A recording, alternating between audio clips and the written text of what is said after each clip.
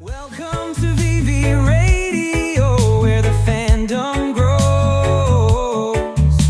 With D1 and only Raven and the biggest bro. We dive into comics from pages to screens, collectibles and culture like you've never seen. Get ready, kick back, enjoy the space. VeVe Radios live for everyone in this place.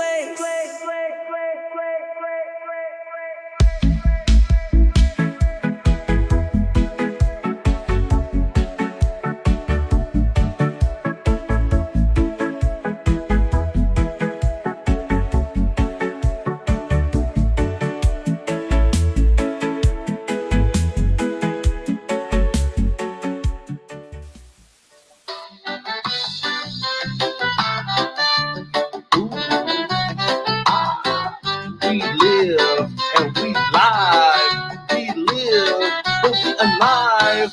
We alive to feel the vibe. We live and we are live. Welcome to VeVe Radio. Oh, here is your boy, the biggest bro. Oh, here with episode number 4 on your radio stations. Please retweet the space. Elon tried to rug us, right? They try to rug us, but we can't be rugged. Last week they tried. They can't rug the radio show. We are here to provide you a great show today. Episode number 4, like I said, first, we always have to say, this is not financial advice. Do your own research. We have opinions. We're regular people. And guess what? Opinions can change. Woo. I hope you guys are ready for episode number 5. Did I say 4? I meant 5. I am behind on my own episode count. Let's go. And you know, we have our wonderful co-host coming with me today, the most wonderful team. I'm so proud to call them my team. First, my co-host, all the way from the big island of Hawaii, D1 and only. Thank you, big bro. What is up, everybody? Good morning or good evening, wherever you are in the world. Thank you all for being here. I am the one and only 1/3 of VeVe Radio. And today's going to be another fun, great show. But before we go on, let us introduce Raven. Hey guys, thanks for being here. Excited for our 5th episode. What do we have today? We have a sponsored giveaway by VeVe Comics. So all you have to do to enter that is be here, and the biggest bro will put your name on a wheel, and later in the show we'll spin for a winner. That is right, ladies and gentlemen. Also, please like, follow, and subscribe to VeVe Digital Collectibles and VeVe Comics on all their social platforms such as Discord, X, Instagram, TikTok, and Facebook. And also want to give a quick shout out to the people in the audience. Thank you all for being here. We have Amajan Jesus, Delco Dude, Huakas, El Batman Mike, Mahalo Joe, Chris Severs, The Real Uncommon Podcast, aka Hinano. We have Omar, Casual, Leo Millie. Thank you all for being here. Appreciate your time. And it's going to be a great show. So, everybody, we did have some homework last week. Did you guys do your homework? I did my homework. I got Ultimate Wolverine #1. I did collect this comic before, so I did have it on deck. But this was my first time reading it, actually reading the comic, and very interesting. They didn't give us who this is yet. It might not be Logan, right? Like, yeah, and I didn't have the comic, so I went and actually bought it that day last week, and I didn't read it till like yesterday. But I was reading, I'm like, Damn, this is savage. Like, just starting off the bat is like, jeez. Yeah, explosions. Yeah, I had to pick this one up from the market, and yeah, it's definitely darker than some of the other comics I've read. But yeah, I find the first book just doesn't give you enough. Like it always leaves you wanting more. So I'm excited to see the second comic that I think comes out today or tomorrow. So I'll probably pick that one up as well. But guys, I did do something crazy on the weekend. Ooh, I detail. went I went to a comic store. We were away for a hockey tournament for my son, and I found a comic book store like right across the street. So I went in there, and the guy recommended this comic called We Stand on Guard. And I found it very interesting. It was written 10 years ago, but it's gaining popularity again because it's basically the United States invading Canada. And there's a group of Canadians that kind of turn into freedom fighters to defend their homeland. And I think it's pretty hilarious because their group name is called the Two Fours. I don't know if in the States you guys refer to a case of beer, but here we call them Two Fours. So that was the name. So we read that. Actually, my husband read it as well. And I think there's 6 comics in the series, but this book had all of them together. And I really enjoyed it. And we both, at the end of reading it, said we wanted more.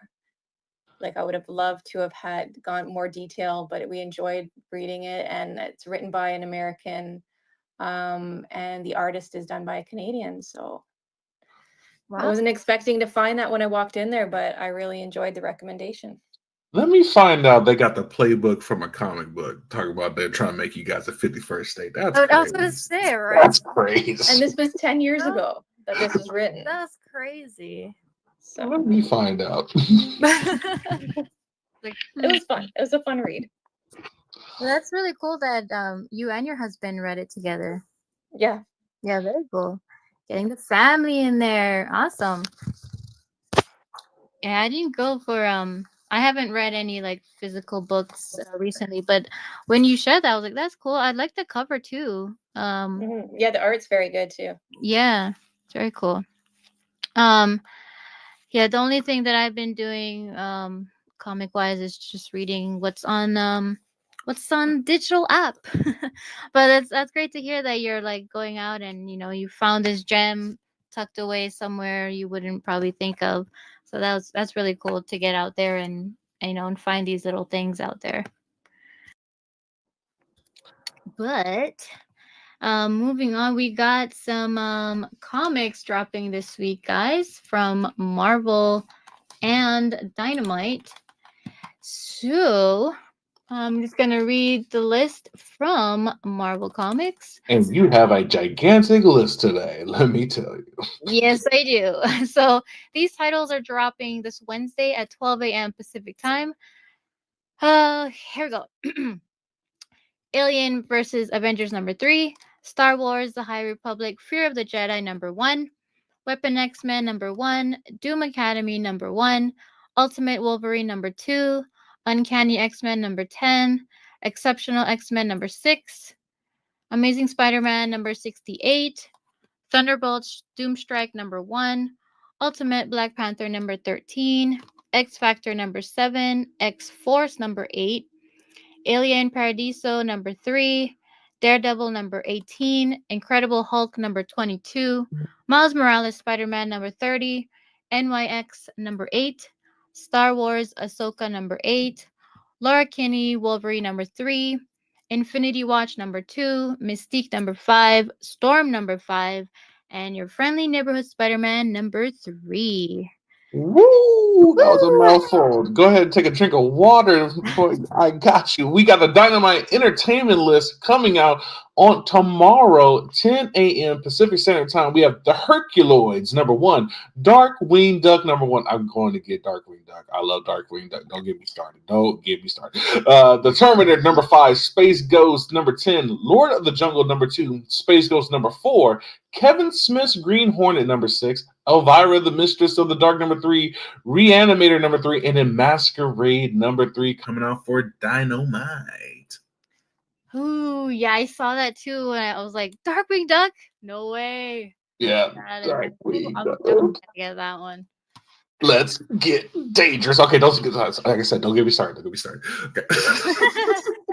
Yeah, that's one that I'm gonna be covering, but I'm also gonna I haven't really gone for like a book on the actual app. I've been usually going in the market, but this is when I'm gonna actually go for in the store. Let's go. Let's go. The one that really piqued my interest, going along with the whole Doom thing that I've been reading on, is Doom Academy. So just like Strange Academy, but since Doom is now the Sorcerer Supreme, now he's gonna have his own magic school and raise some mutants. So it's gonna be interesting to see how his teaching styles is gonna be a little different from Stephen Strange. I'm pretty sure it's gonna be a pretty big difference. But yeah, excited to get into that. What about you, Raven? Yeah, I went along with Thunderbolts Doomstrike #1. So it's funny how I think like Doom seems to be the big bad guy right now. So because this is also part of the One World Under Doom storyline, and it's Doom taking over the world, but Bucky Barnes is the one to kind of help him do it. And then I think Bucky realizes he probably shouldn't have done that. And then he calls on the Thunderbolts to give him a hand to destroy Doom. But the only people that decide to help him out are Black Widow and the Songbird. So it should be interesting. It should be a pretty good battle. And I think I might actually, I didn't know as I was reading this, I was kind of looking up. I didn't know much about the Thunderbolts. I didn't realize they are like bad guys that kind of turn good. Yeah, there are rags. There are Suicide Squad essentially. Okay. Yeah. So I find that concept interesting. So I think I might check this one out for sure. Yeah, man. Yeah, it's and their movie's gonna come out later on this year, so real good pickup for that. They're pretty much on theme. Speaking of on theme, we have comics that drop today and Thursday. Today we had Captain America Sam Wilson #6, the first appearance of Joaquin Torres as the new Falcon, and I got to see the movie this weekend. I really enjoy the movie. Now I get it. Some people not going to enjoy it. They expect more things out of it. Sure, have at it. But for me, Sam Wilson, he's Captain America too, man. Steve Rogers still Captain America, but so is Sam Wilson. I think he earned his spot. It was a really heartfelt movie, and I can see why he is Captain now. And then, of course, on Thursday, we have Captain America #26, where Thunderbolt Ross regains the power of the Red Hulk and faces off with Captain America. Both of these comics have 3,000 editions, so they're getting a little bit lower. $6.99 price point. So, some pretty cool covers. I like the secret rare on the Captain America #26 with the Red Hulk hulking out. And not to spoil the movie, but the Hulk did Hulk things, and I was very happy that he was very Hulk-like. So let's go. Cool. Yeah, I know I haven't seen the movie yet, but I might wait for video. We'll see. Yeah, I like it. Like for me, I'm a big Marvel fan, so I watch all the TV shows that people think that suck. I'm into all the lore. So for me, it was I need to go see it in the theater. That's just because I'm a big fanboy. But for like the normal people, I would say you can Disney Plus this thing. You can Disney Plus this thing, and you'll be just fine. Yeah. Sounds good. And also, guys, don't forget that we have in 10 days. VeVe app will be burning all remaining unsold Marvel and Disney and Star Wars comics. So that'll happen on February 28th. So make a game plan, get what you want to get before it's gone. And then I guess from now on, any new drops that happen 30 days from now, they will be burned as well. Yeah, man. And just in live breaking news, Darkwing Duck may be only read only, just like the Zootopia comics. Oh no! Ooh, that hurts. That hurts. I love me some Darkwing Duck. Why would they do that to us? Why they do that to us? But we're gonna hope maybe the source is not correct, but he's usually correct. So we will know. And also speaking of my source. Mahalo Joe's going to have a wonderful comic show coming up later on this space. Make sure you go check it out, talking about the comics. But now we come up talking about Burns. We had our man Sleeping go out on O'Malley Space and talk about some of the comics that he really likes that's in the market that can be saved or burned. Then he went to Collector's Hub. So shout out to O'Malley and Mainsy. You know what I mean? Make sure you get your information by locking in and listening to them. But here on this show, we have the segment called Burn Watch. And today, of course, because of our special guest, I got to go over Daredevil number 6 and number 7 that are still in the market and they're slated to be burned. They're going to be burned. Daredevil number 6 and number 7, why are they important? Because only less than 500 comics have been minted of each of these. With the new series Daredevil coming out, people are going to want to collect the first 10 of this book. So make sure you save yourself a Daredevil number 6 and number 7. These are the Sleeping Slickers picks to be saved from the Burn Watch. And now, a word from our sponsor. Have you ever worried about your planet being destroyed? Yeah, all the time. Cylon Raiders could be anywhere. That kinetic energy's got me all jumping. Don't worry, the Silent Base Star is nothing to fear. The Galactica and Cylon Base Star are both available on the VeVe Digital Collectibles app. What the frack are you waiting for? Grab yours today.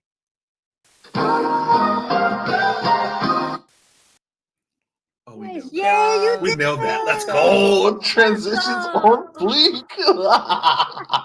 Let's go. All right, so we did have we had an impact week of collectibles dropping. We're having a lot of drops on the month of February. It's dropping all the time. We had a couple of collectible drops that dropped. We have the presidential stamps and the baby Lambo. Raven or D, did you go for any, and what did you think? What did I do? The Valentine's stamp was one that I went for on Valentine's Day. And I think I only had to do two tries of buying and I got completed the set. So I was really happy with that. Let's You, go. the President series, I'm holding off because there's something later in this week I'm really saving my gems for. Ooh. So more on that later, but I will complete that set eventually. And no, I did not go for any Lambos. Yeah, me neither. I did not go for any Lambos. Maybe when they go down a little bit lower, I might pick one up. But like cars aren't really my thing to collect. I like stamps, but I did not pick up any stamps just yet. The presidential one at least. I did do the kisses one, but yeah, not the presidential one. So we'll see. I might pick one up depending what the price is. Yeah, What about you, Bro? I really like the Valentine's stamp drop. That was really cool. The FA Hershey's Kisses on there. So I did pick one of those up in the aftermarket. Baby Lambo is going to sit there for a little while for me, but I will pick one up in the market just in a little bit. I just know how my people are. You guys love dropping it low for us. So, let's go.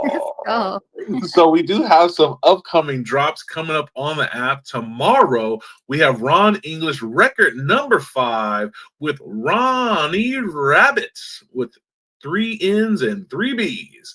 The common is going to have 1,200 editions. The ultra rare is going to have 600 editions, and then there's going to be a secret rare with 200 editions, all going for $7. And of course, you play those by having that Rabbits juke box that's still in the store for you guys to get. That will be the Wrong English drop tomorrow. I believe BE or O'Malley will be streaming that drop and hosting it. So get in where you fit in. And guys, I'm really excited to talk about this one. We have the Wharf Street Studios Limited Epicomi Season 2 Edition with some of our favorite people as collectibles. We have dropping in blind box waitlist format, My Collectibles with animated and sound. My Collectibles VeVe Rockstar Community Manager brings unparalleled energy to the platform, engaging and inspiring users with vibrant presence. In the digital battlefield, they wield an electrified guitar that sends out devastating musical laser beams with each strum. Their microphone doubles as a sonic weapon, unleashing thunderous shouts that stun and push back foes. This AR digital collectible pays homage to My Collectibles' legendary status, representing their dedication to uniting and empowering the VeVe community with powerful, high-energy aura. And he will have 888 editions, list price of 20 gems, and the first public mint available would be number 21. And then we also have Corey. He's VeVe's head of content services. He thrives on caffeine and cutting edge technology to keep up with the fast paced content demands of the platform. With a coffee infused hand and sci fi coffee machine, Corey unleashes high velocity coffee blasts and acidic coffee bombs to weaken enemies on the battlefield. His steam powered gear amplifies his speed and strength, making him a formidable force. This AR digital collectible honors Corey's dedication to delivering top quality content, adding a fun, high tech twist to his legendary status in the VeVe ecosystem. This is again 20 gems, and he will have 868 editions, and the first public sale mint will be number 21. And I don't mean to pick favorites, but I will. This is VeVe Magic, one of the most beloved and famous female moderators in the VeVe community. Wields a powerful blend of advanced technology and arcane magic.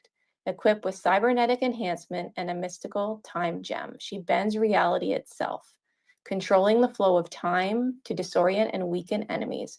Her mastery of time manipulation makes her key figure in both VeVe's platform and the digital battlefield. This collectible immortalizes VeVe Magic's vital role in maintaining harmony within the community while showcasing her power and mystique. And she will have 777 editions. And their lowest public mint available is 21 as well. And then not only do we get those amazing collectibles, we also get the blue metallic secret rare chaser variants for each of these. And they will all have 88 editions each. Guys, what do you think of this? Me personally, I love, and to each their own, right? Everybody collects the reason why they collect. But for me, to be able to collect people that I call friends is priceless. It's priceless. Like just I get to be a fan of my friends. Like Yeah. that is amazing. And is it gonna go crazy? The prices and stuff. I don't care. I like this one, I really don't care. And the cool thing is I'm really gonna go for this drop because I can't lose on this. I can't lose. Like I either get MC, I get Corey, or I get Magic. I don't want to call it bias, you know what I'm saying? But I do, but I'm not gonna say it, but I do. But I did. But like you know what I mean, like but I really want to collect these, like I really do, like that's fire. Like how cool is that? Like when we first started this journey of collecting premium digital collectibles, that we start getting people that we actually know, like you know what I mean, like David and Dan is cool, but like having people like Eagle Eyes, Corey, MC, and Magic is amazing. I think this is a cool drop. And for me, it's awesome. And I get it. It's not going to be for everybody. Good for you. But for me, I'm very happy and I'm very excited, man. Yeah, it's so exciting to see like people that we've actually met from like within the community. Um just yeah, be like immortalized, be epicode, and I think it's so cool. And I got to meet all three of them in real life, so that makes it like when you meet someone in person, it makes it even more special.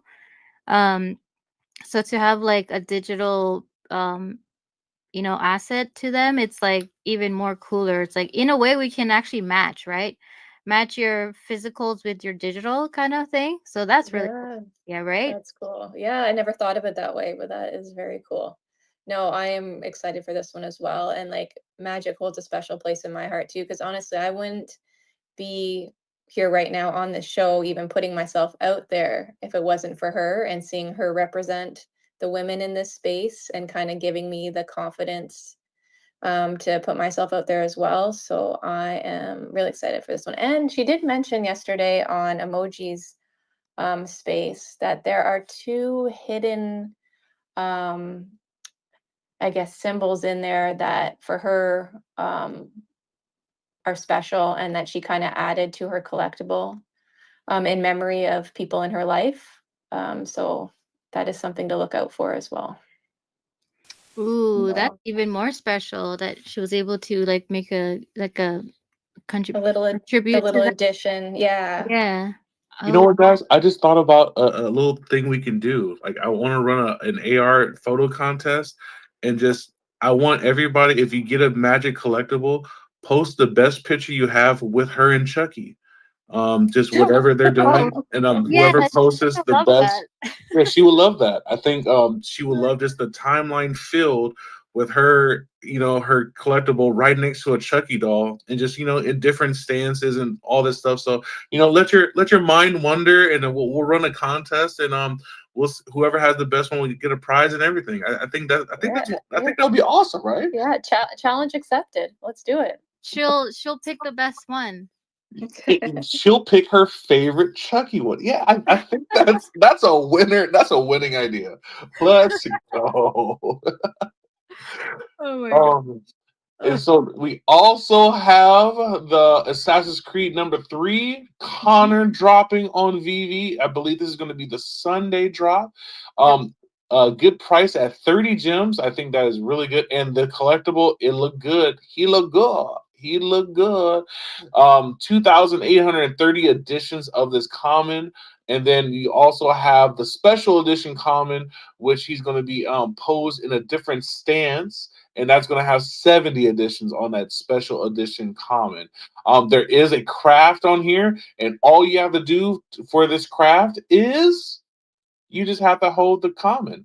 If you hold a common, you'll be able to craft the ultra rare. There's going to be a limit of 700, and that's going to take place an hour after the initial drop. So make sure you guys are ready, and that it becomes fastest finger in the West again, guys. You guys want the buy now button? That's the closest we're going to get right now.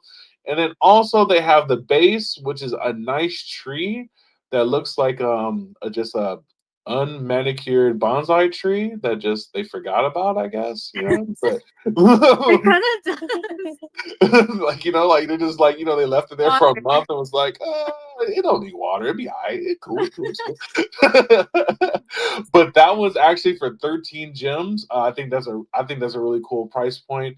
And just like the videos that we've been seeing coming out from the Omi homies, these dioramas are really good in AR, and you can really make some really cool scenes.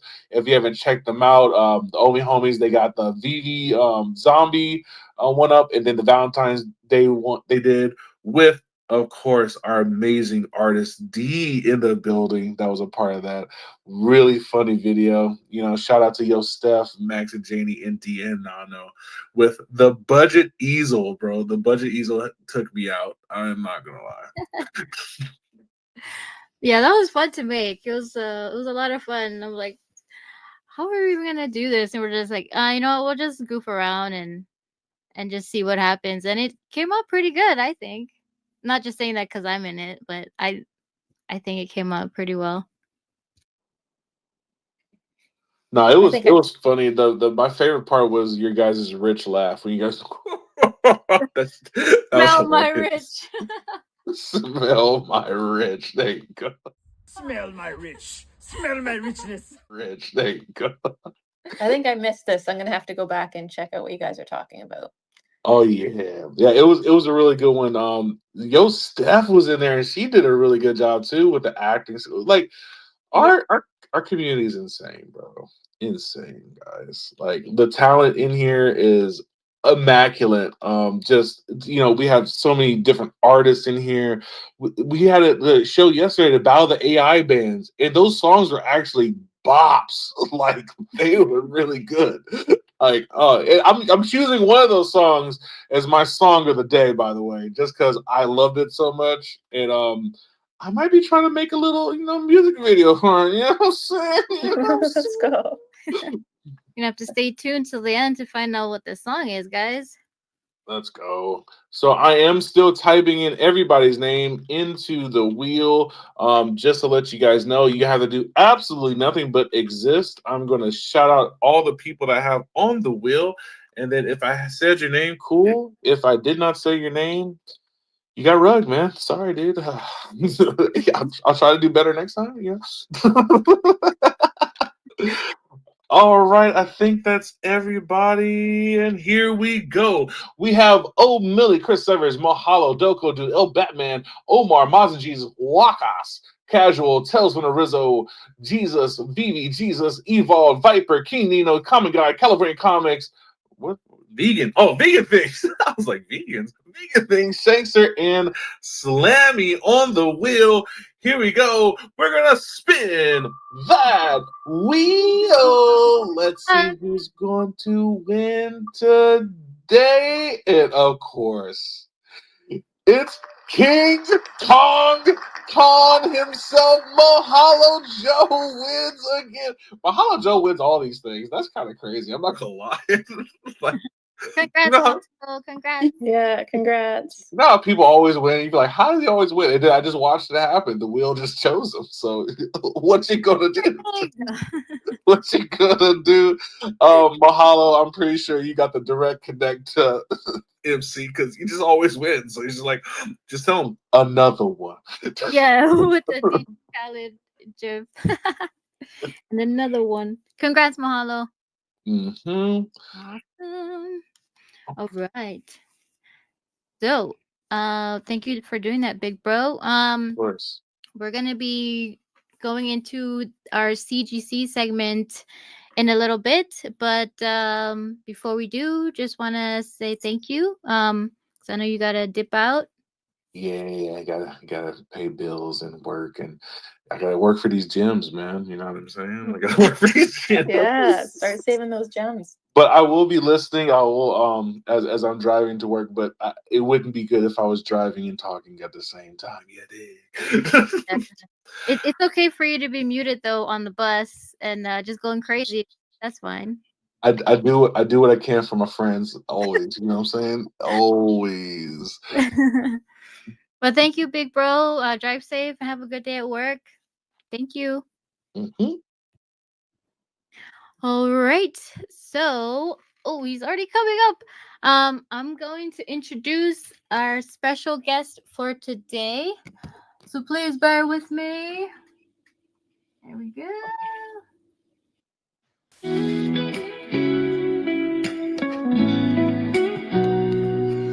In a world of ink and pixels, where heroes rise and villains do, there's a collector, a writer, a connoisseur, Chris Severs, a legend in the digital pool. He's got the power, he's got the flair, Chris Severs.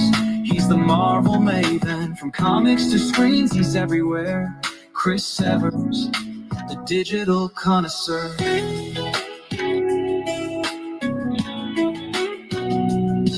With a pen in hand and a keyboard on his lap,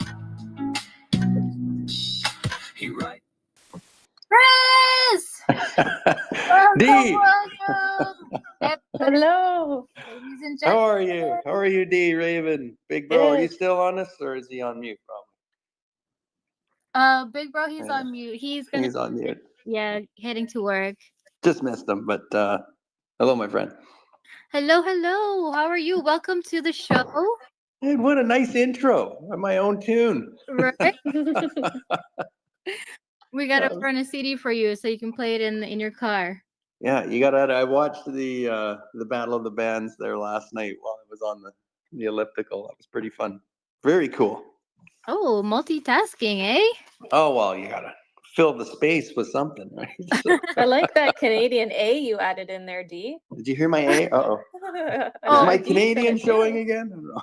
No, my Canadian going. Yeah, I like it. Yeah, I've only started saying that like the last 2 years, I think, because of like our so many friends from Canada. So I find myself just saying A every once in a while. I'm like, huh, okay. I Okay, could, good. Yeah. could fit in It there. wasn't me meeting you on the beach. That's I don't think did I say it too much then? I don't know.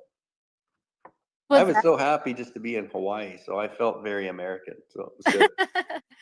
Yeah, it was clash of both worlds. It was a clash, yeah. That's good. So how have you been? How are things? I love hearing the little guy on the in the background there on some of your shows. So Oh yeah, he's our producer. So every once yeah, in a while he needs to butt in and let us know if he's approving of something or not. And yeah, just work at getting better, I guess. future videographer. There we go. Yeah. That's But perfect. this show is about you, Chris. So we just want to have a real nice conversation with you, talk about some comics. But if you could introduce yourself to our guests, to our audience, I apologize, and just kind of tell us about yourself, how you got into collecting in general, or however deep you can get, however you're comfortable with. Sure. Boy, where to start? First, well, hello everyone, and I guess thanks to everyone for popping by and listening in. This is great, and good job on the show too, guys. This is fun. I love the little commercials and stuff and everything. It's exciting, right? Lots of content. I think I saw Amelia make a post a little earlier too, right? There's just so much of this happening in our space. It's just a nice place to be, right? So, but yeah, boy, me, shucks. Let's see. I guess my first collecting experience, I was probably a kid. I mean, I must have been before age 10, right? We used to collect bottle caps. I might have mentioned this to you once in the past, but we had a store here in Vancouver. There was a chain of them. I don't know if they were in the States or not, but it was called the Pop Shop. And you would wait after school, and you would get into the store, and it was massive, just pop bottles from end to end. And they didn't really have any names. It was just the brand, and it was POPPE, I think. POPPE. I can't remember. But they had really funky bottle caps. And so you would just get green if it was lime for the bottle, or orange and it was orange. There was no Orange Crush back then and stuff, right? I was that old. But you would collect these caps and then, start to stack them, and then you could do, tape them together, and we would take them to school, and we would shoot bottle cap, games and all kinds of stuff with them. And then, my mom had enough of that and threw them all out. So Oh that no. was my my first experience of collectible loss. But that progressed into, hockey cards and baseball cards, and I mean, I probably have thousands of them still down underneath the stairs in their little tins and boxes, and those were big, and it was, not unlike what we see today with a lot of things, right? There were your keepers, your Gretzky's, your hot goalies, and your special edition, your chaser cards, and all that kind of stuff. And then just some of the no names, the really weak cards. Those are the ones that you would stack and you take to school, and you'd play topsies and knockdown, and all kinds of games with the cards and whatnot, just in a attempt to amass. But of course, we had trading. You would trade your cards. We'd get together. We'd do all that kind of stuff, and nothing, of course, would beat the excitement of when your dad would throw you $1. Right? You'd go into the corner store, and you'd buy a pack of hockey cards, and you'd just tear it open to see what was inside. And I think that's one of the things that got me back into digital collecting too, because you have that sense of what are you going to get on a blind box, or like on candy, right? They still have, unopened packs and all that kind of stuff. And so it's really cool to see how this industry has sort of stayed with me this many years. For those that don't know, I think I'm in like my 5th decade, so I've been around for a bit. But it's just it's really neat to see all these connections. And I collected all kinds of things growing up, and beyond that, we used to have BMX bikes. For anybody that remembers the 80s, if there's any other 80s kids out there, that was a pretty big deal. But there was no such thing as helmets. We didn't wear elbow pads when we rode the bikes, right? We made ramps, and we launched ourselves 6 feet in the air, and it was survival skills that got you out of injury. It wasn't padding, right? And so we just came up in a different era. But some of the gear that you could buy for the bikes, I mean, that was part of the collectible genre as well, right? There were certain handlebar pads that it didn't do anything if you hit them, but they just might have looked cool, right, to kind of flash your bike up a little bit, for those people that maybe ever stuck a baseball card in your spokes just because it sounded cool, right? I mean, all these little effects. um, and all my newspaper route money would go into that kind of stuff.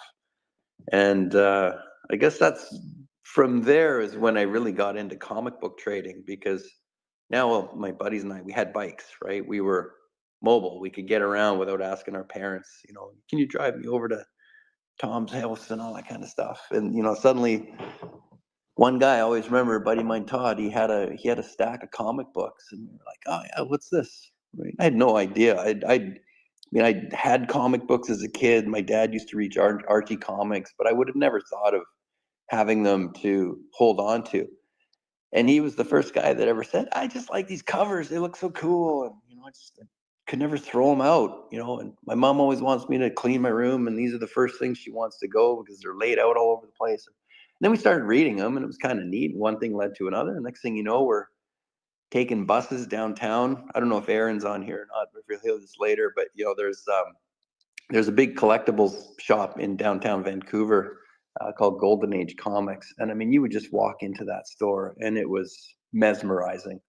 And statues and posters and movie posters and every comic book and, Dungeons and Dragons, you used to be able to pick up, sets and, game pieces for all that stuff. And it was just addictive as a kid, right? It's suddenly here was something that you could really get into. And now you're, the comic guys that used to watch on Saturday morning cartoons, you could suddenly buy the book, take that home, just enjoy it. And that was me. That's where I got hooked. And of course, a lot of people know it was Daredevil was where I really started, buying into a lot of the books. And I just grabbed this one copy. It was Daredevil 54, I think was the first one I ever bought. It just had this super sick cover on it. And I said, oh, that's cool. And then that was it. I started reading the the Chris Claremont runs, and it was just you started to align with various artists and books, and that led me into X-Men, and that was the other big, probably the two that I spent about 90% of, because I didn't have a lot of money back then, right? my paper route paid about $3 a week, something like that. So it was good that comics were only $1, right? So you could pick up a couple every now and then, but. And that's just how it got started, and been going ever since. And then I guess about your mid-20s, suddenly life hits, right? And you've got mortgages. I met Tara. Things start to change, right? And so I ended up I sold off. I had a few graded and slab books, and I sold off some stuff because, of course, I was trying to help my parents, pay for a wedding and all this kind of stuff. And then I was out for a while, right? Probably 15, maybe even 20 years, right? I didn't really collect anything because the focus changed, right? And you building your family and whatnot. And then around, was it 2000, 2021, right? This VeVe thing shows up. I'm like, oh, what's this? And I missed all the first stuff. I missed everything until finally when James Bond dropped. That was the final kick in the butt for me. And I grabbed some posters, and then I went in and I started picking up MC1s and Fantastic Fours. And I thought, wow, this is pretty cool. And that's what brought me back in. And here I am now. So there's the 5-minute get me up to speed. So you said that your first purchase on VeVe was James Bond? Is that what got you started? Yeah, it was the whiteout poster. And boy, I just loved it. I love that show, how they portrayed Daniel Craig, the ending. I don't know if everyone's seen it or not, so I don't want to spoil it. But there was a moment there. It's like, oh, is that the end? And so when I saw the posters drop, I thought, it was one of those other things. I've said this 100 times to people. How did they get? The Todd Batman I thought was really cool. I thought this is a really neat integration, and Todd's always been pretty proactive in chasing new technology and trying new things. It didn't surprise me that digital would be something that he would move into, but to all of a sudden see Marvel Comics #1, that was like, a lot of people don't even know that book exists, and suddenly here it is in digital format, and you're like, what's happening here? And then FF1 and Amazing Spider-Man 1 and Journey into Mystery drop, and you're just like, hey, holy cow, this is something different. And I thought it was different right off the bat because it wasn't being done through Marvel Unlimited, which I'd read. Right. For years, I've had an account, right? And I said, well, why wouldn't they do that on there? So why is this different? What is this app? And then, I start investigating, and it was the connection that I was making at the time between you know, what is Bitcoin? What is Ethereum? What's going on? What the heck is crypto? There's a lot of speculation and surprise. And suddenly I was, you know, seeing some videos on YouTube about NFTs, which I knew nothing about at the time. But having been in digital tech and advertising most of my career, I just said, I'm going to start looking into this. And I don't know, I probably put 50, 100 hours into reading, learning, trying to figure out what was happening. And that's where all this was coming together. And I said, this is digital ownership. This is something that probably 99% of the population is not going to figure out for 10 years. And that's, you know, that's usually, if you're going to have an opportunity, that's when you want to try and get in. And, you know, knock on wood, everything works out, because it's also the most risky time to get in on any project or company, right? And so, but to me, I fell in love with the brands. I couldn't believe that these types of things were hitting this space. And, you know, the blockchain verification, ownership, yeah, we've gone through some changes and whatnot, but you know, seeing these things on IMX and, you know, connected through Ethereum, digital ownership, and to me, I said, this is so cool. Yeah, I'm going to jump in on this. And then that was kind of been going ever since. You know, what are we now?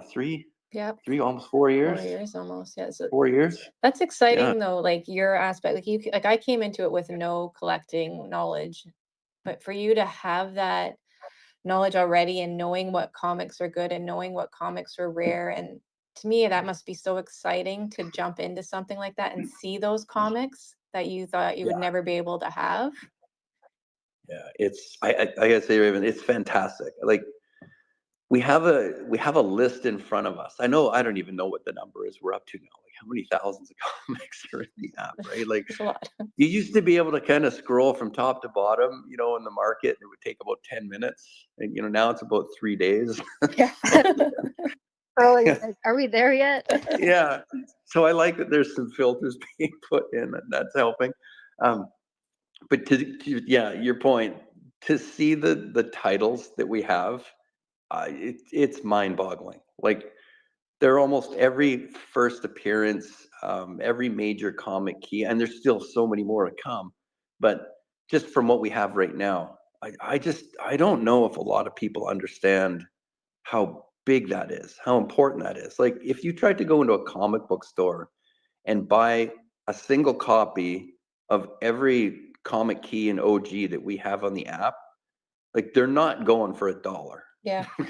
So this is the part where I think that we're just in the midst of a, you know, kind of like before a technical bubble really just waves and everybody's catching the wave because they figured it out.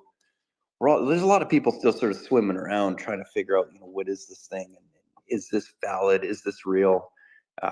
What does this mean? I think the technology is still really new for most of the population. And I mean, as always, right?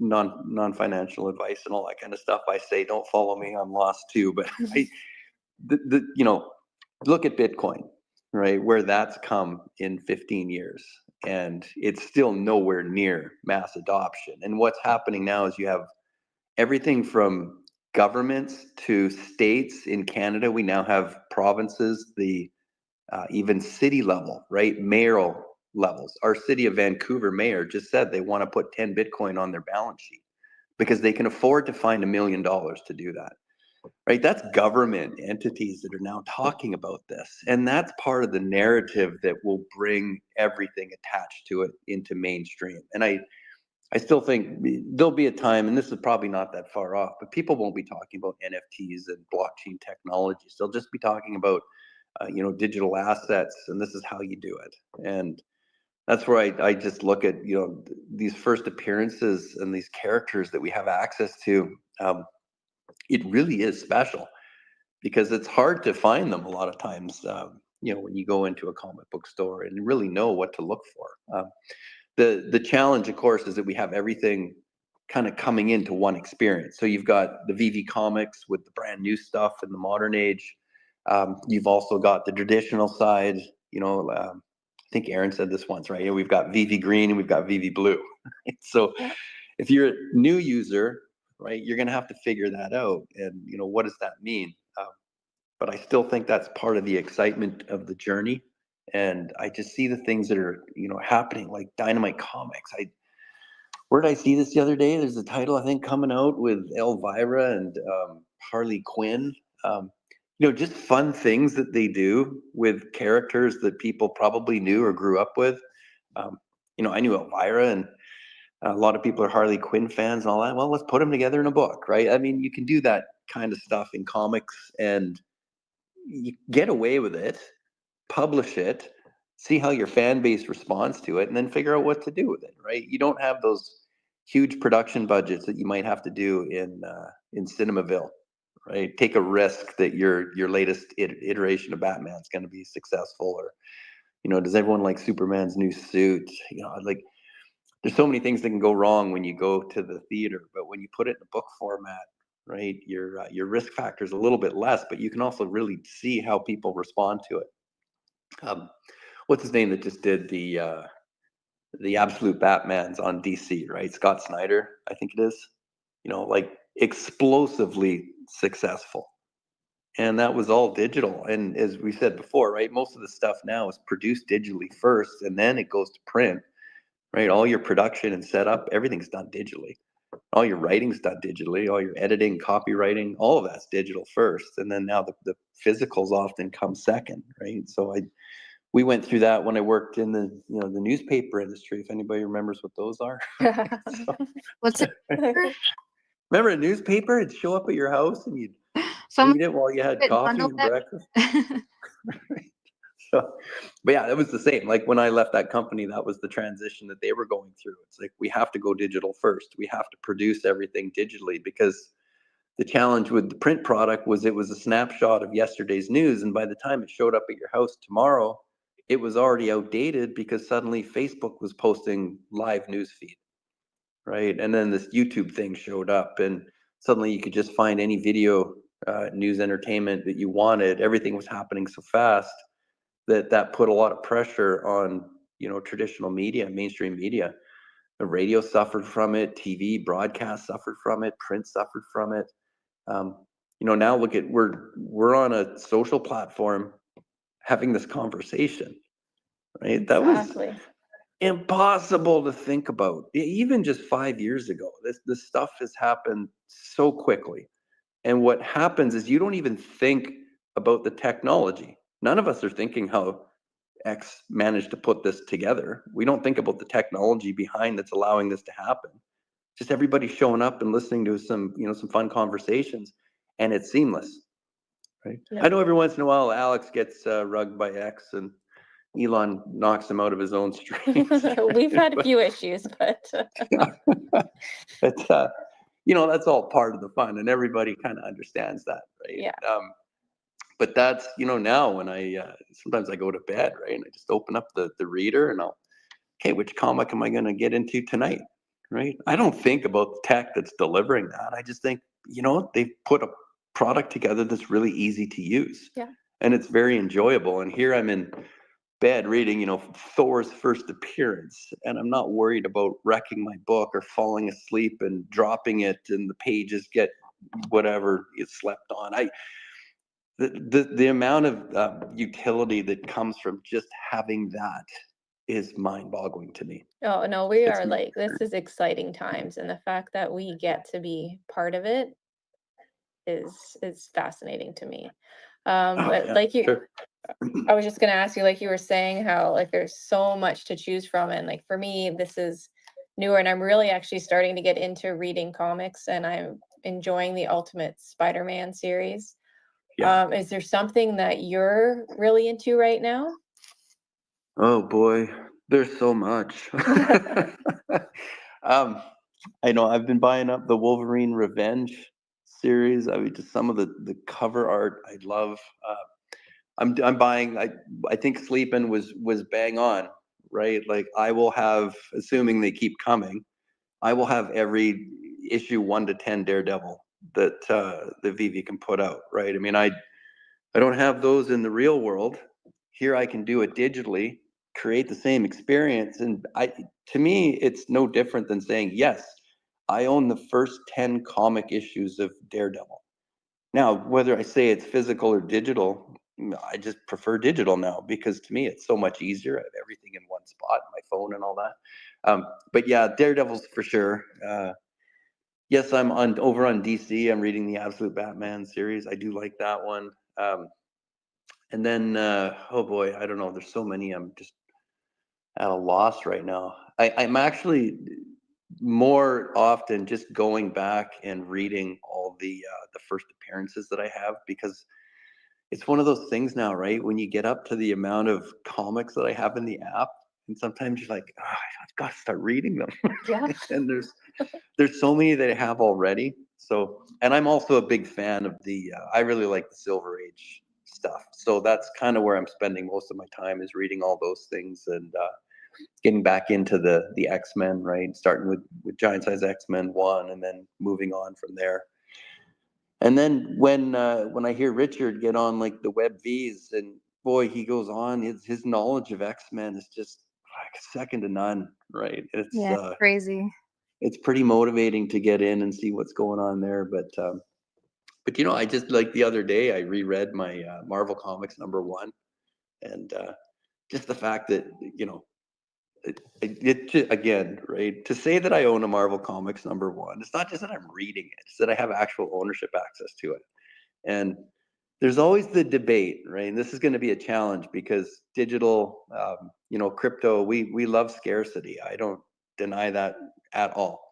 But 60,000 MC1s, right? You know, how many does Sanjay own, right? How many do I own? How many does anyone else own? Like, you don't really need a lot of people to own them to wipe out the supply. And when you look at the listings, what is it? Less than 2% are in the market, 1 or 2%, right? Most of the people that have that book are holding on to it. And I got to think either A, for dear life, or B, for when if the market recovers, right? But that's like one of those, like that and Fantastic Four 1 and Action Comics #1 for DC and Cap #1.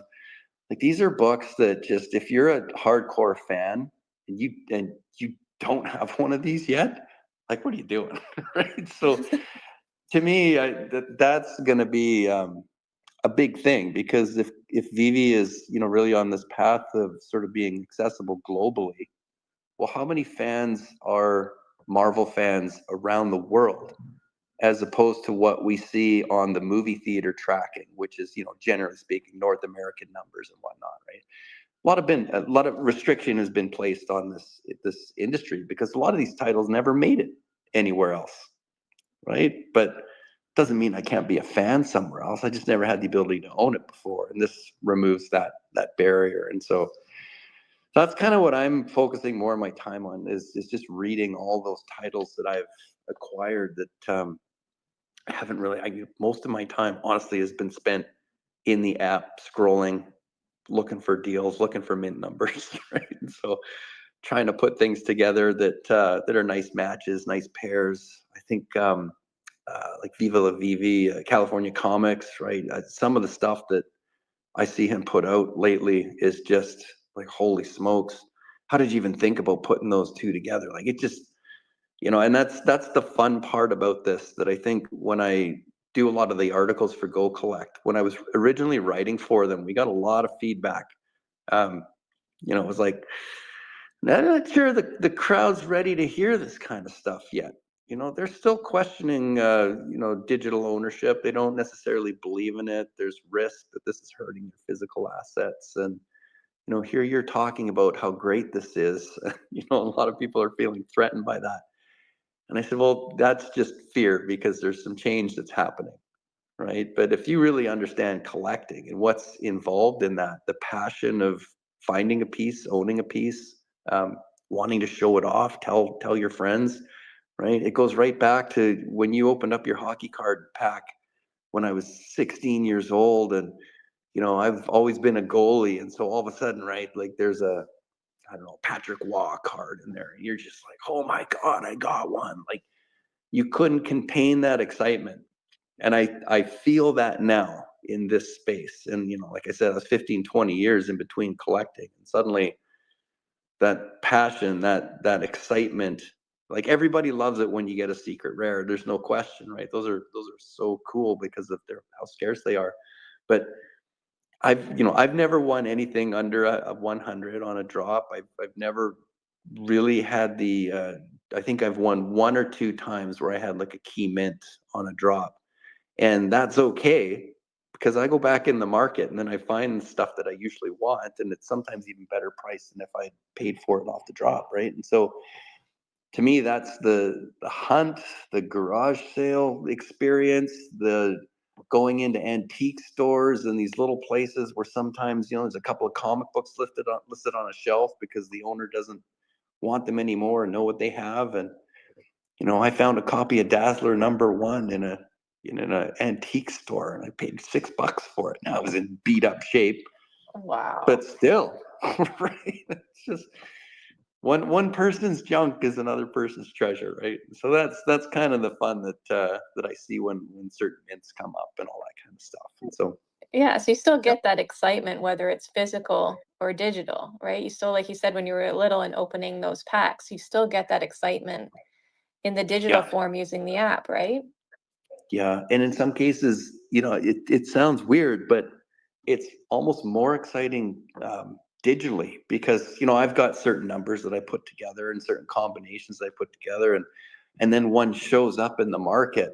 It's like, oh, that's just a perfect fit. Oh my god! And you're jumping in at it, and suddenly these curations are being put together. That's why, like when I reference like California comics, right? Like Clever Jerk does this really well too. If anyone's seen in the feed, right? Like putting assets 1, 2, 3, 4, 4, 3, 2, 1, and binaries and palindromes and um, just really different ways of thinking about how these assets can have value and meaning for each individual owner, right? And that's really, I think, the part that I like a lot about this too. I mean, there are thousands of ways that you can put these things together and have a lot of fun with them, right? And so that to me is another opportunity, right? There is something in here for everyone, and to me no different. Some people collected baseball cards, some people like hockey cards because that's the sport you played, right? I love Daredevil and X-Men. Other people maybe went and bought other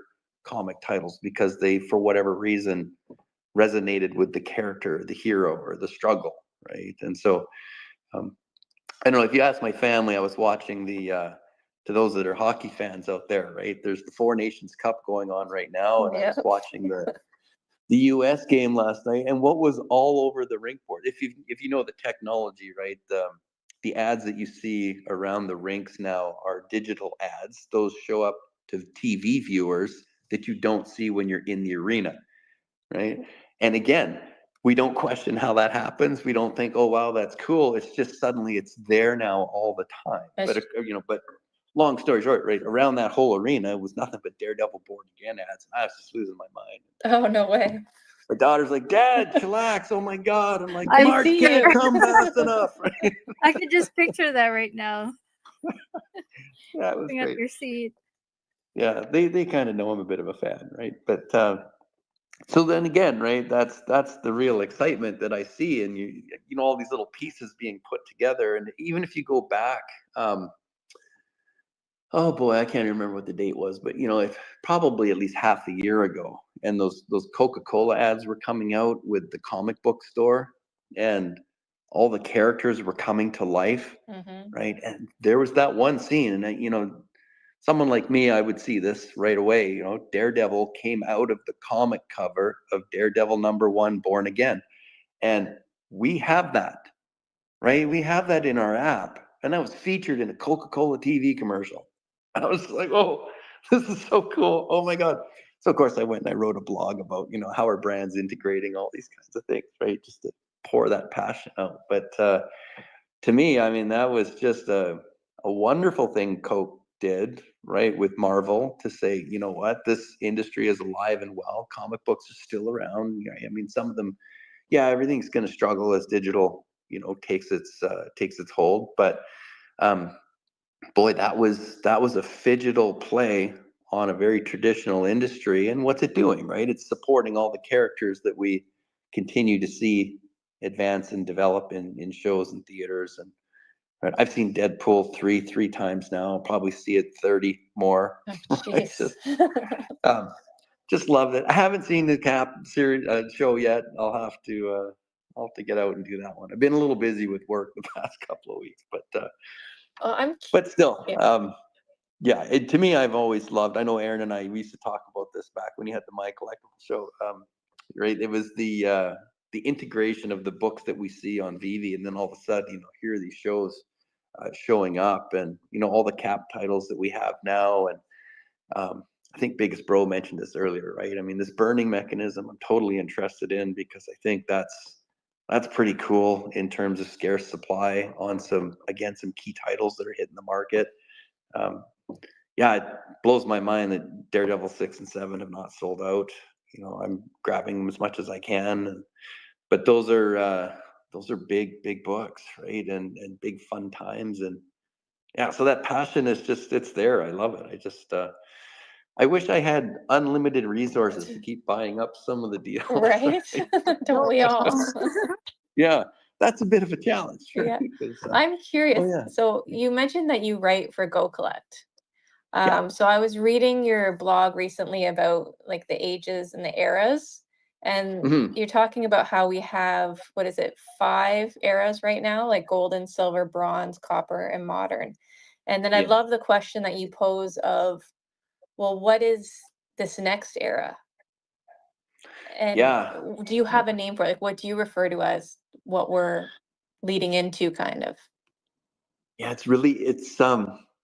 and sometimes too, like this came from Slider put the post out where he asked the question, right? And I just thought that is such a really cool question, and so I sent a DM and I said, hey, if I turn this into something, are you okay if I quote you in it? And he was like, yeah, like let's get people talking about it. This is a great thing, and I said, okay, let's do it. And so I just I was looking at the dates, right? And as you go through the eras, they're relatively contained to something like a 15, 20-year range. And, the modern age that we're in right now has been around since around 2000. Well, we're up on year 25 now. So is it becoming like you can't keep shoving everything into the modern age and saying it's modern? Because look at the difference between VeVe Comics and VeVe traditional, VeVe Blue, right? One is selling traditional like gold, silver age, bronze age. One is very modern age, but the two platforms together are incredibly modern, like modern. Right? And so the technology that's allowing us to do this is way beyond what we were calling a modern age comic, where you printed it, sent it out, and it just happened to be it was printed in 2000 past. So I think and it's often when you go back and look and say, okay, now we're, maybe 25, 35 years into this, and somehow this is going to get changed into its own designation. I think too, we have to start looking at terms like there was modern and then there was digital, or the digitization era, or something along those lines, where you're really bringing out the point that there was a moment in time when the simple comic book became a technological beast, really. The ability to turn this around, own it, distribute it immediately, read it, right? All this kind of stuff that, again, Star Trek back in the 60s, like nobody ever thought we'd be talking to each other on phones, right? I mean, that was just a pipe dream. And, here we're doing it. And the stuff that's coming next, like VeVe-verse environments, that's why nothing is impossible, because it seems like everything we do today came out of an idea from, like Star Wars or Star Trek or something, where these things were like, you'll just never be able to do it, right? And we keep doing it. We keep producing the tech that, the fun ideas that came from yesteryear. And so, yeah, I think when you really start getting into that, so imagine we're 5 years from today, um, VeVe-verse and metaverse environments are relatively, they might not be mass adopted depending on what costs are and stuff like that, but they'd be mass aware. Most people would know they exist, probably try it out here and there, right? A cousin of mine has some VR goggles. I've played it once. I've gone to the VR gaming centers. So I can say I've done it. It doesn't mean I do it every day, but I've got experience with it, and that technology is here now. So how do you define that, right? Does that just rope into the term modern? Or do we want to have it as its own classification? Because suddenly it changed how you can distribute, own, enjoy. And so that's kind of where that whole blog idea came from. And I mean, I kind of like things like the digitization age, where we were taking the asset, the physical asset that's existed for, so long, and then being able to convert it into a very, new age format. That's probably where I would peg it, more like digitization. You could say blockchain age, because this is what it's. Ben said this once, right? When we had our interview, and he says, look, we produce the technology that allows us is blockchain technology. And that's how we put this stuff together. And so that's how all of these assets are being put together. So does that define it? But or is that too technical, because blockchain scare people, right? Everybody knows the term digital. And so maybe that's the approach, right? Because you still want mass. If you can get everything you can do, if you want mass audience, those types of things will help. But if anyone has ideas, yeah, like throw them out there, right? If you've got something that you think works, right? I think that the time, if we start talking about it now and building a little bit of a wave behind it, I don't even know. It's some authors and some researchers from the past that were originally coining the original terms, but who's to say someone here can't come up with that next magic term, and that's the one that sticks, right? So The VeVe era.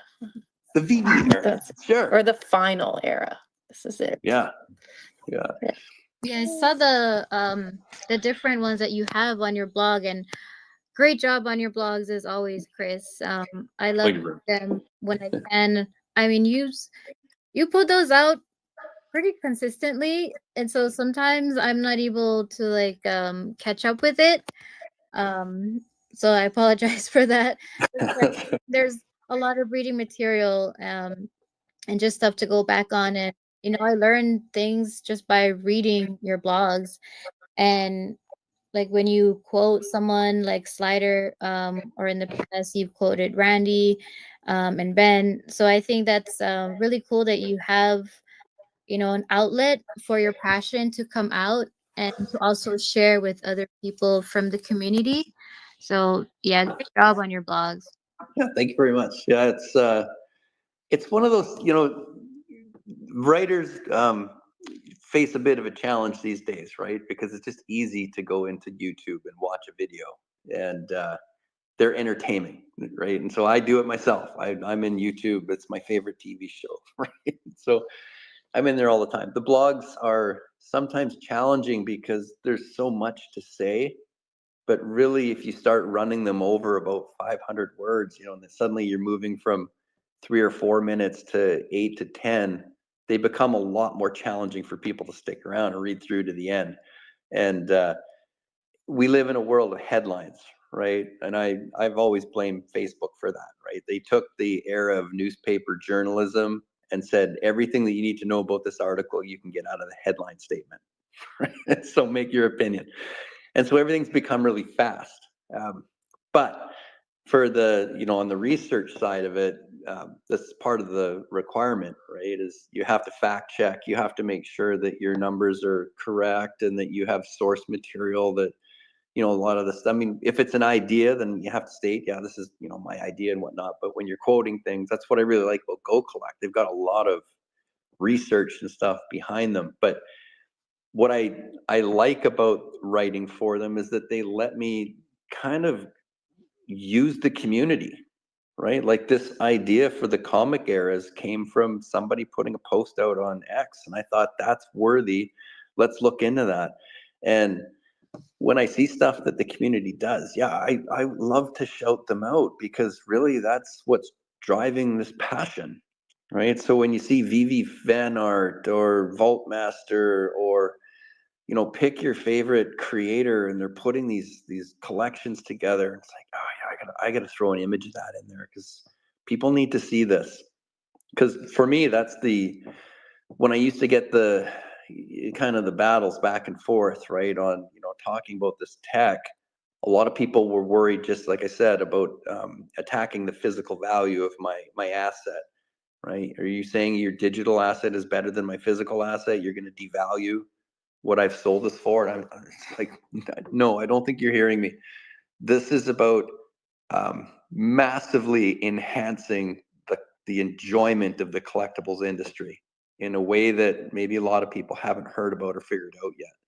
Right? Yes, I've got physical comic books. I have lots of, DU and Hananu gave me that slabbed Daredevil. I mean, it's right up on my fireplace mantle in my office. Everybody that comes in, I show them and I tell them I got this in Maui from my friends from the Real Uncommon podcast, right? So you get a little That's promo value awesome. there too. But right, I love it and I have it, but I said, and it's in that case for a very specific purpose. It looks beautiful. I don't want to touch it, right? And so now what? Well, I get into the app and I match it with the digital, and I'm reading it and I'm enjoying that, and I'm writing about it and I'm sharing images, and we've got people that do some just incredible things with their digital assets that I don't think a lot of people really understand how important or valuable that is, right?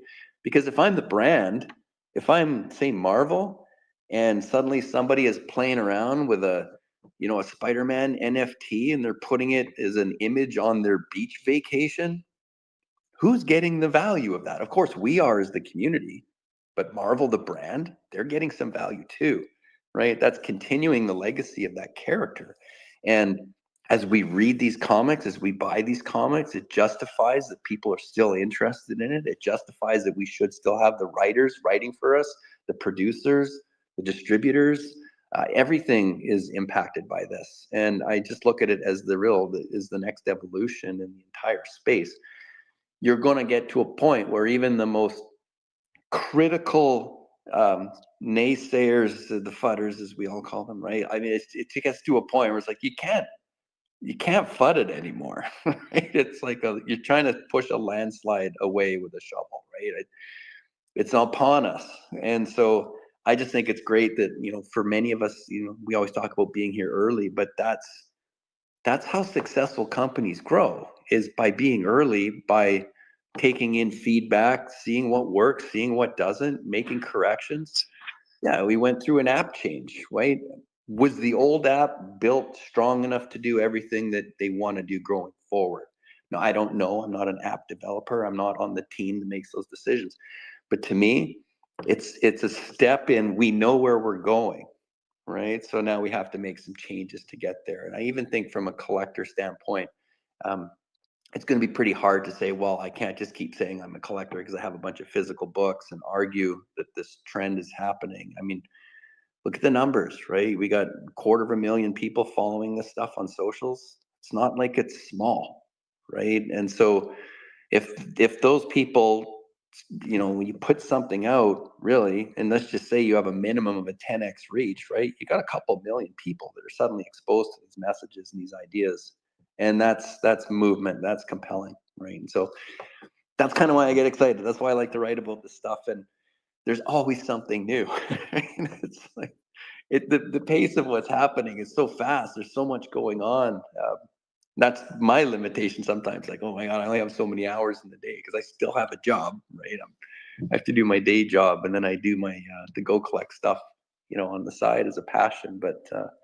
But I really like writing about it. And sometimes every once in a while, I'll go and I'll Google something because I'm interested. Like, oh, what was the first appearance date again of this book, and blah blah blah. And, there's my blog is showing up with the answer, and I'm like, oh yeah, duh.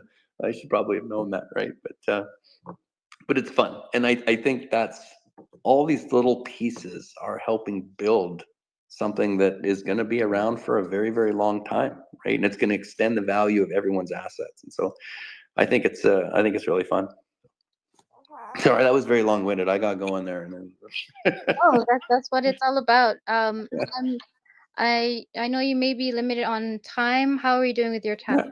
Oh, we're okay. Yeah, I got about another half hour until I probably have to start checking the watch. So Okay, don't get any weird looks, right? Okay. Um, yeah. So one question for you, Chris, because you've mentioned this before about the easy button. So can you yeah. explain your concept of the easy button and why it's essential to hide the wires to make digital collecting easy, paired with blockchain technology. Yeah, it's such a good question. I think if anyone hasn't seen it, right, there's a company called Staples Office Supply, and they came out with some TV commercials, I don't even know, 10, 20 years ago. And it was just a big red button and it said easy on it. And the whole concept was something convoluted and difficult. You push that easy button and everything happened quick. And that's how I saw VeVe. And so when I was first getting into cryptocurrencies, I didn't understand them. They were very confusing. Um, for some of you might remember, I've said this before, right? There was a crypto called SafeMoon, and it was so hard to buy it. And I said, I'm just going to try this to figure out if I can actually make this work. And it took about 3 days. I can't remember. It was so frustrating. I said, this is ridiculous. And then all of a sudden, Vivi's like, here, use your Apple Pay and buy this comic book. I said, well, that's not really all that different than me just putting my credit card into Marvel Unlimited and signing up for a subscription or doing anything, right? And I don't know, for those that don't remember, when the 90s came around, the late 90s, early 2000s, and suddenly you could buy things online, all you had to do was give your credit card. Well, nobody wanted to give your credit card, right? Like, what the heck is this internet? Where's my credit card going? Who's getting access? Like, it was terrifying, right? So we've come a long way since then. Nobody really thinks about that anymore. But what VeVe did that was really, really simple was just take some incredibly complex systems and make it into an app where if you like that comic book, you had easy ways to own it, right? You could use Apple Pay, you could put your credit card in now. We're getting to a point for the crypto enthusiasts, right? You might be able to use your OMI, you got Stacker, you have all these things that just make the access um, non-difficult.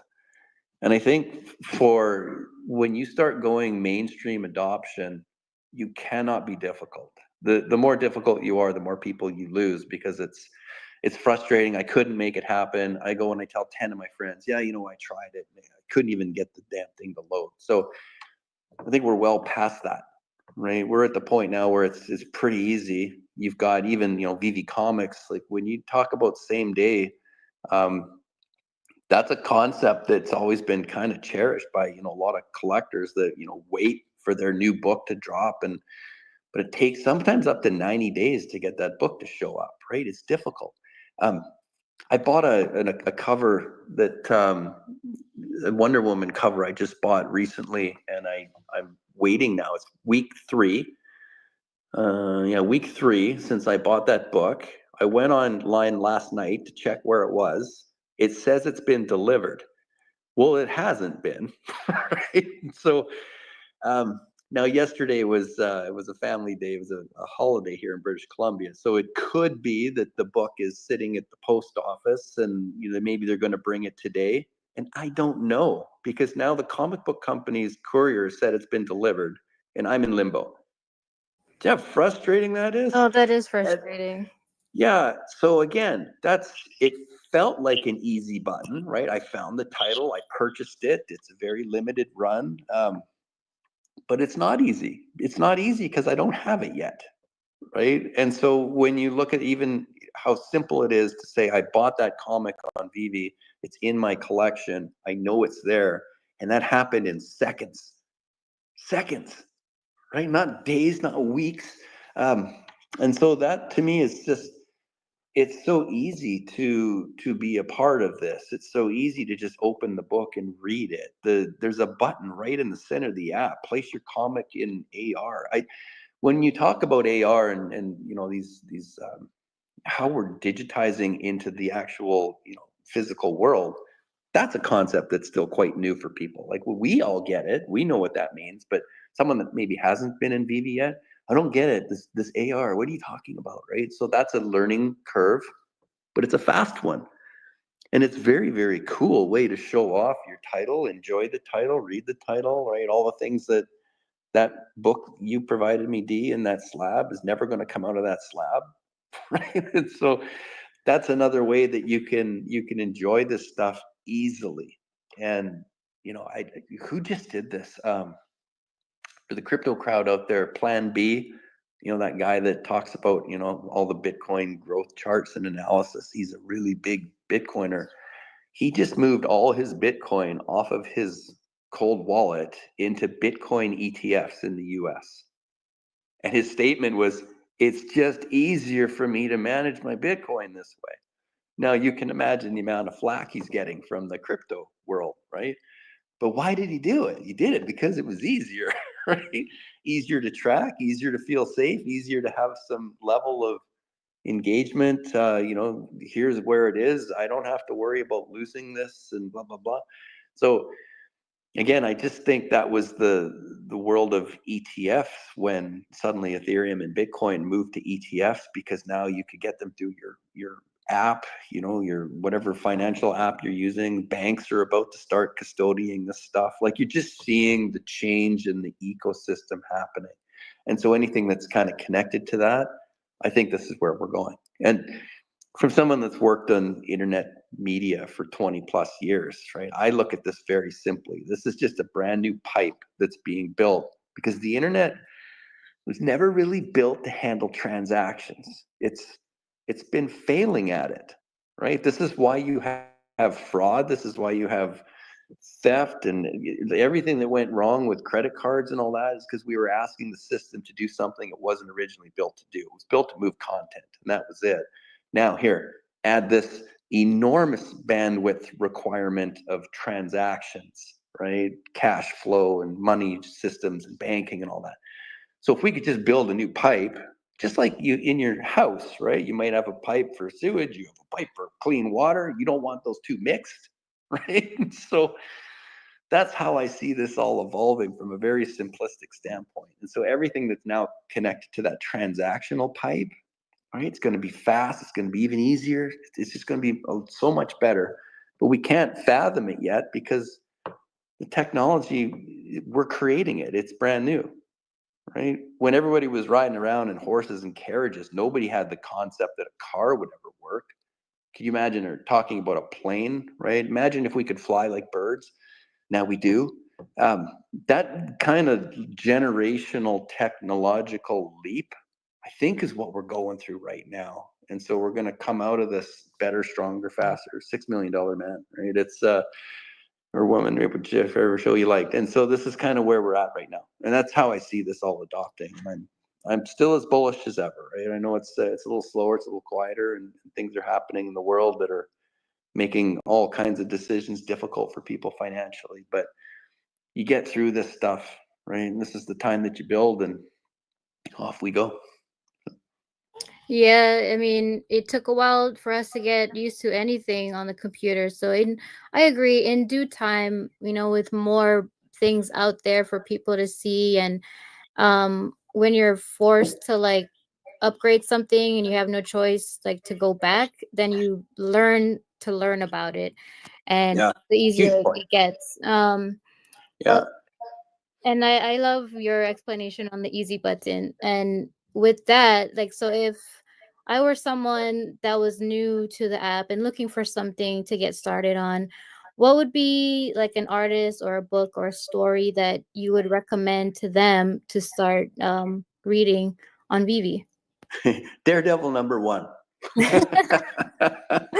How did I know you might Yeah, say something? that'll always be my go-to. Right? Yeah, I don't know. I would anyone I recommend this stuff to. Like, I'm in an older age guys beer league hockey club, and I get asked by them all the time, you're into these NFTs and stuff, right? And I'm like, yeah, what kind do you like? I said, oh, I like, Marvel licensed comic books. The first thing they say is, oh, what do you mean licensed, right? It's like, well, they approve this, right? They're the original ones that said, okay, let's do this. And that's different than, some thing that was created out of nothing. And so you had to preface it sometimes a little bit, but then I say, why don't you go in and just try it? Grab a copy of Fantastic Four #1. Right, it's the book that started everything that you see in the shows and everything today, and you can have a copy right now for like $7 or $8, right? And then try it, see what you think, and then we can go from there. And so that's kind of where I see a lot of the people are like, oh, I get that, right? And then of course I say Daredevil, like, I mean, it's my personal favorite, but it's just, you're going to start seeing a heck of a lot of Daredevil content. I mean, he's everywhere, right? And he's had cameos in all in all the, like No Way Home, I think, and Spider-Man, which I was having a chat with another VeVe the other day, right? For those that don't know, I mean, that was pulled from I just lost the title, but 1983, it was one of the Daredevil comics where Matt Murdock comes in and he's the lawyer for Peter Parker, right? And of course, then you see that scene put into Spidey No Way Home. So I said, if you're interested in Spider-Man and Daredevil, right, those collabs, you can get access to any of the books. And so I often will go back to the person and say, what do you like? What did you read growing up? Oh yeah, okay, yeah. Yeah, we have X Factor, as a matter of fact, it's just like there's any angle that you can go after. So that's, for me, it's I don't tell anybody what they should read or what they do read. I tell them what I'm reading and why, and if they need my help getting through it, then for sure have a peek. But the artist, I mean, like I said, I really like Chris Claremont. His runs have been great. Jack Kirby, I mean, I'll go back in the original, with Stan Lee and Jack Kirby and the Silver Age stuff. Like, his writing was just fantastic. Frank Miller, he was a huge run in the Daredevil scene. He came back. I think Frank's rewrote the Born Again series. So I like seeing all the integrations that are happening between the physical world, and what we see on TV and in the films, and then saying, okay, let's go back and figure out where did that all start, and do the homework, right? I always say, get in there, and you can find almost anything, through Google, Grok, or whatever you want to use. But you can just say, where did this come from? What was the first show where this character appeared? Daredevil #7 was his first red suit. It kind of like the suit that he's, they made big deals about the suit in the series on Disney Plus, right? It's like he came out in the yellow one, and then now he's going to be in the red, and you've got all those helmets lined up. Oh, it just looks so fun, right? But you can research all that stuff and then go back in and say, yeah, you know what, that might be fun just to say I have that book, and go from there. Awesome. Yeah, it looks like we got some homework to do for next week, Raven. I already Yeah. own it, so I'm good. I can just go read it. Now you got to read it. That's Yeah. the thing, right? I always say, read your comic books. It's That's right. Yep. funny because I think a lot of people too own them and then don't read them. And I don't know if that's because of maybe everybody that does, it's just everything they have in physical is slabbed and they're used to not reading. But enjoy them, because the I mean, I have no idea if this is pure speculation. Like, if VeVe or Marvel track the amount of time spent in the app versus, just scrolling and buying versus actually reading the books. I'd love to know that. That'd be a kind of a cool thing. But read the books, because that supports the artist, right? And the artists are the ones that, boy, if they're impassioned to keep writing great stories, and you can support them in the past. And Jack Kirby's daughter, is it his daughter or his granddaughter, right? She has an account on X where she's proud of her granddad, and she posts stuff about work that he did in the past. And it's like, that continuity is great. But I think if you're supporting the artist and showing, and they get the love and they see it, I always refer to that video that I think it was Gary O took, one of our VeVe fam, right? He was at New York Comic Con, and he just filmed Swagglehos, like how excited he was at that VeVe drop, right? I mean, this is a huge influencer in the physical space. He's got clout. He's got tons of people that watch and listen to him. And he's like, this was incredible. This was incredible. Like, here, let me tell you what happened, right? Boy, you want to support guys like that. You just, that's how this is going to keep rolling and growing. And, when VeVe gets going with the curator tool, right? And you got more and more artists coming in and building and driving more stories for everybody to talk about. And the art, I mean, if anyone likes art, the covers are fantastic. I mean, I never negate the cover, but sometimes you're reading these stories and you see a panel, it's like, holy crap, that looks good.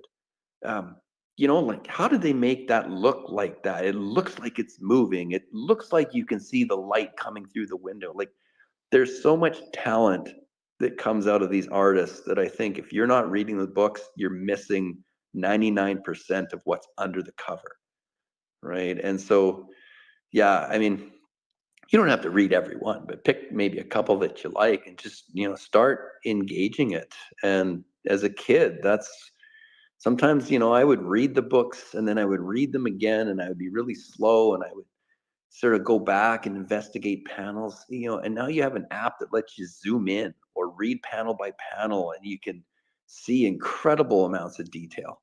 And I can't imagine what that's going to look like in the VeVeverse if it's everything that we're going towards, like enhanced appeal, colors, visual, right, scope, and all that. I mean, man, it's crazy right now just reading these books and seeing that level of clarity from these artists. And the writers too. I don't forget, like, they're the ones that are coming up with these storylines that are exciting. The alien books that we were reading with Alex, right? What if, and I can't remember, alien, not the resurrection ones, but it was the one where they thought, if that thing had actually come back to Earth and all that kind of stuff. You got a whole other storyline to talk about, right? The what if books, the Marvel zombies. There's so many different things so many different ways you can enjoy this. And by the way, if anyone hasn't been watching the What If series on Disney Plus, it's fun. And same thing, the level of detail in the animation side of it is just so cool. And then of course you come back and you've got related titles in VeVe and stuff like that. And the Watcher is a really big deal. If anyone knows who that character is, it's so neat to see him in all these shows. We have him in the book, we have his FA, and then he's going to be a big part of the Fantastic Four release coming out, which I can't wait. Oh my God, it's just such a great time. Like, that's what I mean, right? You can just go on and talk about all this magic that's really happening all around us, and to be a part of it is, it's been fantastic. Right?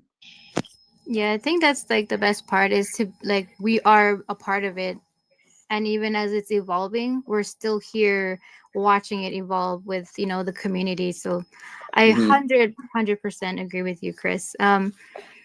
So we're getting down to the last bit, but I wanted to ask a question before I hand it over to Raven, if she has something else. Um, so Chris, we had a lot of fun meeting up with you in Maui last year, and yeah, you got Hinano just you know how you guys are when you get together. You just don't stop talking. Um, but now that VeVe had put out, the events that they're going to be going to, is there a chance that we're going to be seeing you in one of the events like Vegas this year? Yeah, I'm really really wanting to get to some of these. I know the challenge I always have is my darned actual work schedule, and then when I can go. I'm actually going to be in Vegas in April, but it's not timed correctly. Unfortunately, it's a different it's a credit union conference. Oh my. Anyways, um, not not collectibles, but I'm definitely trying. And I know San Diego is a lot easier for me because it's a straight whip down. Um, and then there is talk. I know we're trying to.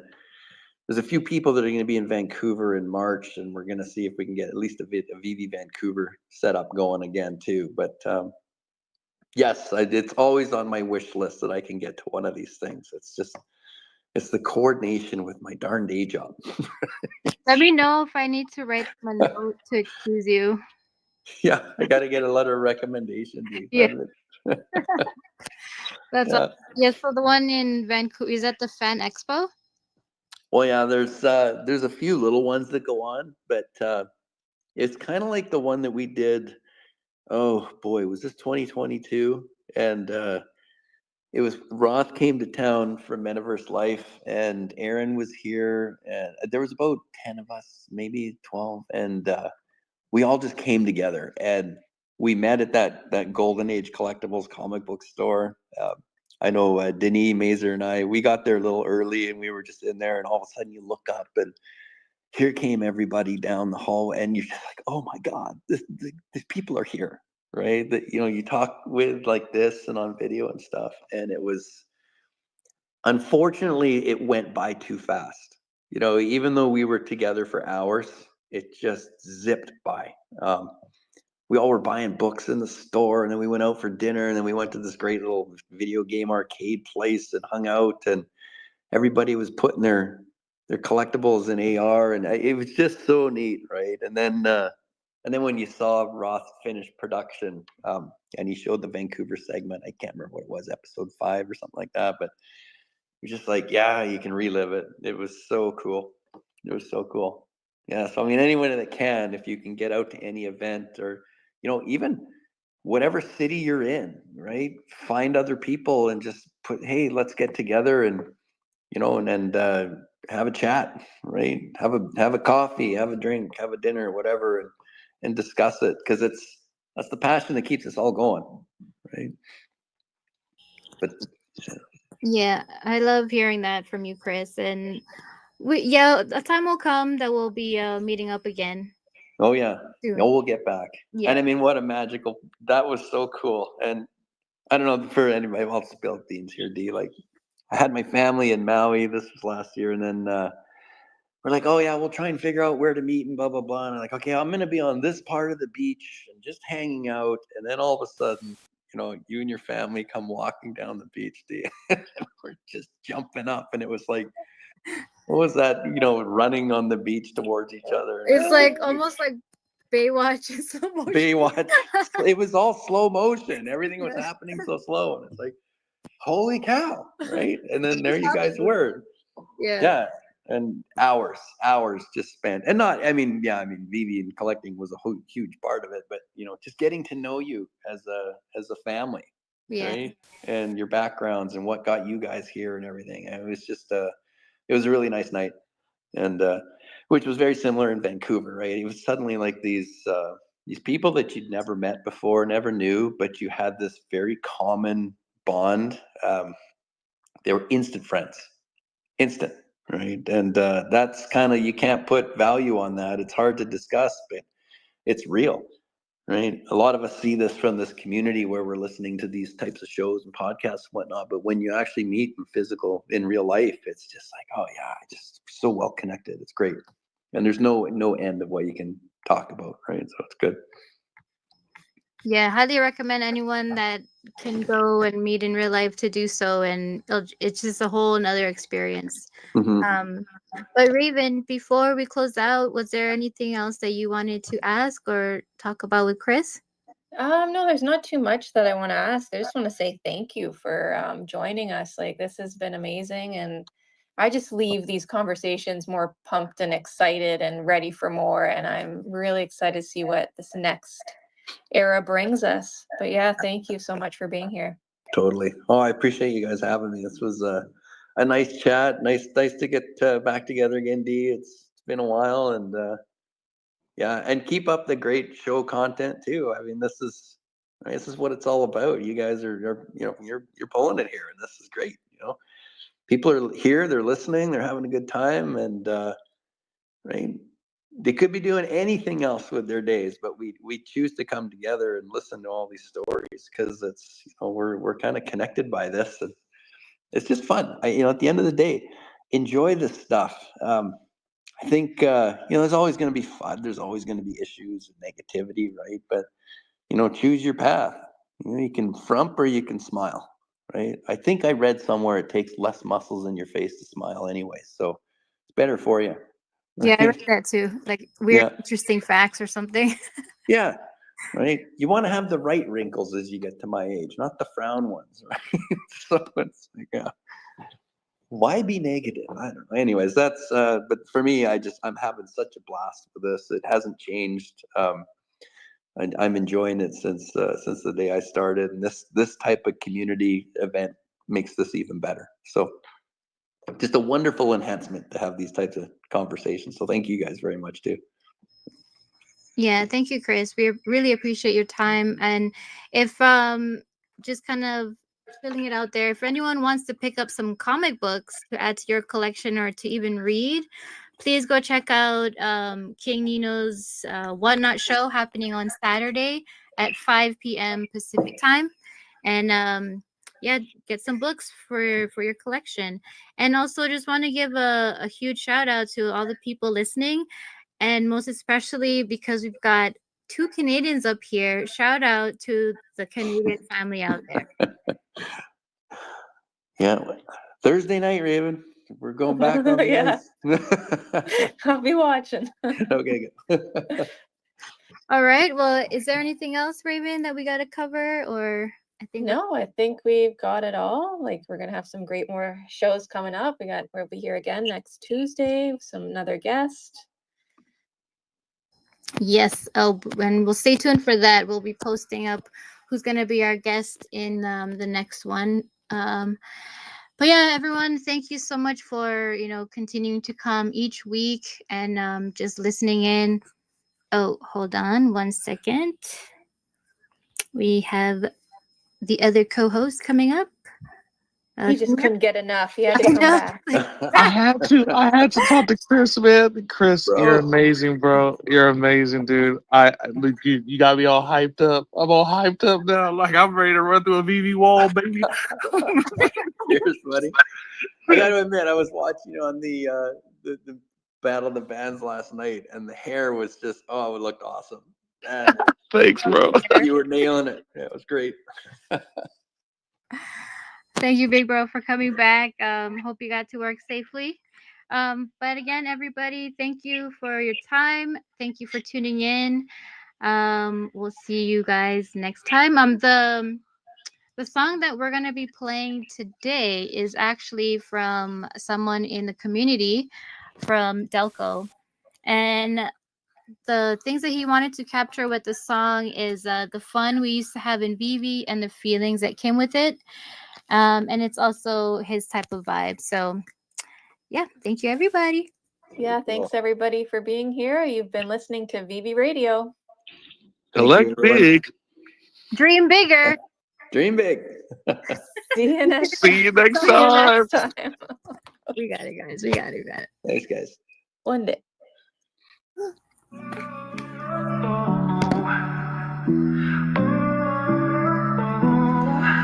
I'm up at 8, got my finger on the screen, refreshing the app more than it seems. Clock's ticking down, my heart's in a daze. I'm ready to click, send that drop my way. But then the list closes and my hopes on hold. Sold out hits and the feeling's cold. It's the same old story, I'm left in the queue. VeVe's got me hooked, what else can I do? I miss the drop again. Oh, Supergirl, you're my dream come true. With your cape and your curls,